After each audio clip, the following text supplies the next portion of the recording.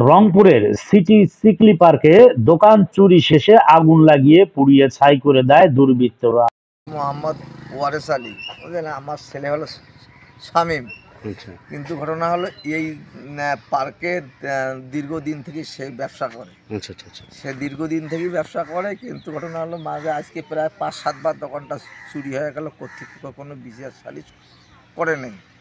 কিন্তু এখন কালকের গত রাইতে এই দোকানটা মনে করেন যে আগুন লাগছে, কখন লাগছে, কিভাবে লাগলো এ পর্যন্ত কর্তৃপক্ষ কিছু জানতে পারে নাই বা আমাদের জানাইলো না।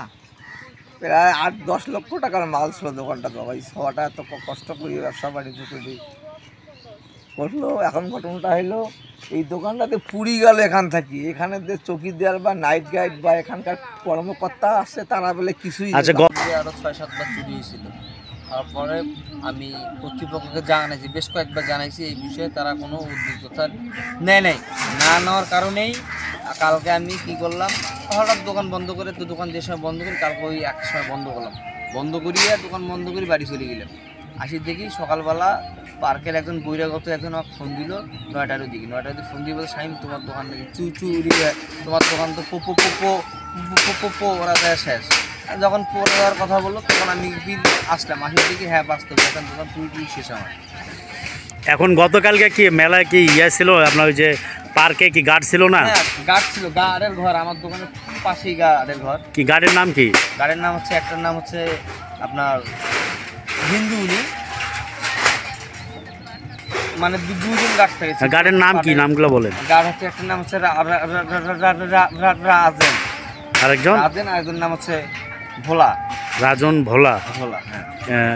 আপনি এখানে কতদিন ধরে দোকান করতেছেন? প্রায় 6-7 বছর থেকে করি। এই 6-7 বছরের মধ্যে আপনার কয়বার চুরি গেছে বললেন? না হলে 20-25 বার, মানে এটা লিখেছেন এই দিকে যে 6-7 বার চুরি গেছে তাদের জানানো হয়েছে এই কথাটা।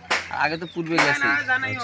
কর্তৃপক্ষকে বলছিলেন? হ্যাঁ কর্তৃপক্ষকে জানাইছি। ওনারা কি বলছিল? ওনারা বলছে ঠিক আছে, এখন কি করবো, যেটা হয়েছে ওটা ভাগ্যের উপর।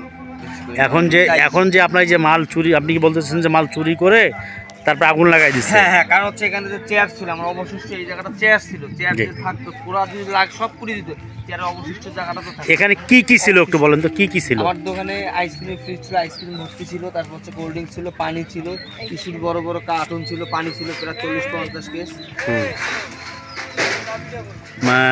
মিনিমাম কত টাকার পণ্য ছিল?